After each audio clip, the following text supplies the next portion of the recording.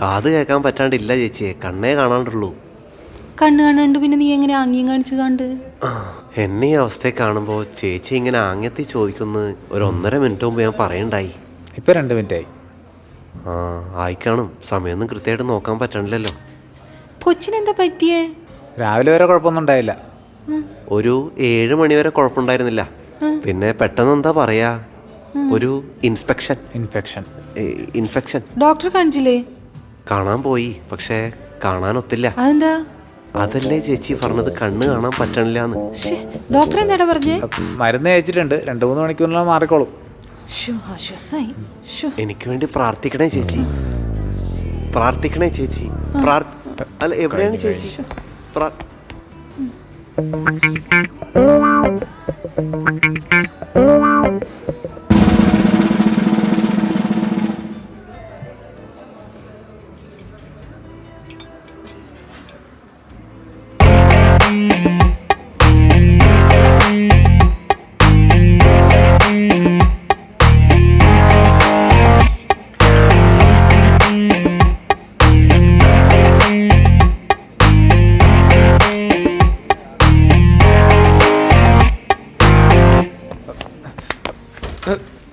എടാ, നിനക്ക് കുടിക്കാൻ എന്താവട്ടെ? സാമേ, നീ വന്നോ? സാമേ, ഇവിടെ അകത്തേതോ ഒരു ചാവാലിപ്പട്ടി കയറിയിട്ടുണ്ടോടാ? ഇല്ലല്ലോ. എന്തേ? കുറച്ച് നേരമായിട്ടേ ഒരു നല്ല ചൊറിയൻ പട്ടിയുടെ നാറ്റം. സന്ദീപ് വന്നിട്ടുണ്ട്. അയ്യോ, സന്ദീപ് ഉണ്ടോ? എവിടെയാടാ സന്ദീപേ? സുഖല്ലടാ? സുഖല്ലേ? എനിക്കൊന്ന് കാണണം. വേണ്ട, പകരും. ഇല്ല, നോക്കട്ടെ. എന്നെ രാവിലെ പരിശോധിച്ച ഡോക്ടർ ഇപ്പൊ കണ്ണ് കാണാണ്ട് അന്ധനായിട്ട് ഇരിക്കാത്ര. എന്നാ വേണ്ട. എന്നിട്ട് ഈ കണ്ണാണോ ചേട്ടൻ ദാനം ചെയ്യാൻ പോണത്? സന്ദീപേ, കണ്ണുള്ളപ്പോ കണ്ണിന്റെ വില മനസ്സിലാവില്ല. മനസ്സിലായില്ല. ഒരാളെ കണ്ണ് കാണാൻ പറ്റാണ്ട് കഷ്ടപ്പെടുമ്പോഴേ കളിയാക്കി ചിരിച്ചാലേ കണ്ണടി ചൂട്ടിക്കൊന്ന് പറഞ്ഞാണ്. എക്സാക്ട്ലി. സാമേ, ഇന്നൊന്ന് വാഷ്റൂം വരെ കൊണ്ടുപോകാമോ? സാമാണോ അത്? ഞാൻ കൊണ്ടുപോകാം. സാമേ, നേരത്തെ കൊടിച്ചിപ്പട്ടിയുടെ മണം അടുത്തടുത്ത് വരുന്നുണ്ട്. അവറ്റകളുടെ കരച്ചില് കേട്ടില്ലേ? അവനത് വേണമായിരുന്നു. വർക്കൗട്ട് സ്റ്റാൻഡിങ് ആവും.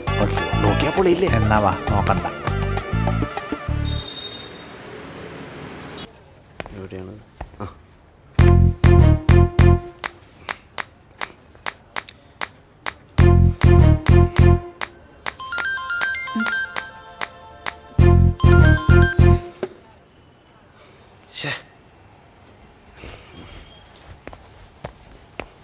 എക്സ്ക്യൂസ് മീ, ഒരു ഹെൽപ്പ് ചെയ്യോ? ഞങ്ങളിവിടെ ഇവൻറ്റ്സ് ആണ് ചെയ്യാറ്. ജിൻഡോ ആണല്ലേ? ജിൻഡോ? അതെ. അറിയോ? ഇല്ല, ഒരുപാട് കേട്ടു. അതെ. എനിക്ക് ലക്കിയോടൊന്ന് സംസാരിക്കണായിരുന്നു. ലക്കിയോടാ? എന്തിന്? അത് ഞാൻ ലക്കിയോട്. ലക്കിയോട് എവിടെ തനിക്ക് വിളിക്കാൻ പറ്റുമോ വിളിക്കുക. മനുഷ്യൻ അല്ലെങ്കിൽ പ്രാന്തടത്തേക്കാണ്. കാണിച്ചു തരട്ടെ നിന്നെ.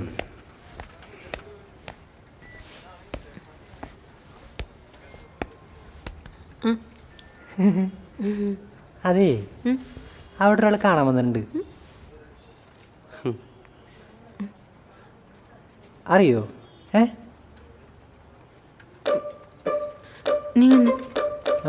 ഞാനിപ്പോ ബിസിയാ. പിന്നെ കാണാൻ പറ. ഞാൻ പറ.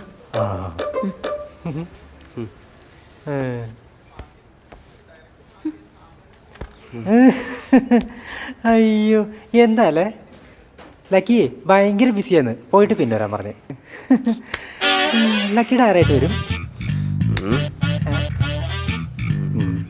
ബോയ് ഫ്രണ്ട് ആണല്ലേ? കിഴങ്ങൻ. പറഞ്ഞിട്ട് കാര്യമില്ല, കാണാൻ നല്ല ലുക്കുണ്ട്.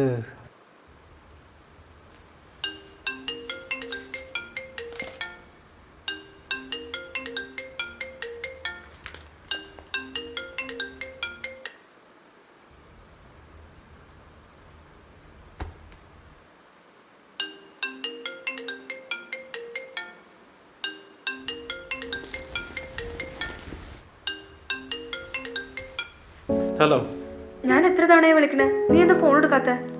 ഒന്നുമില്ല, ഞാൻ നീ പറഞ്ഞ പോലെ ബ്രേക്ക് എടുത്ത് പ്രാക്ടീസ് ചെയ്യായിരുന്നു. എന്താടാ പറ മീനു? മീനാക്ഷി, നീ ദേഷ്യത്തിലാണോ? ദേഷ്യമേ?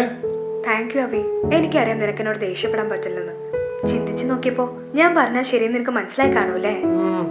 എല്ലാം മനസ്സിലായി. അപ്പൊ ശരി മീനാക്ഷി. നീ എന്നെ ഇൻസൾട്ട് ചെയ്യാണോ?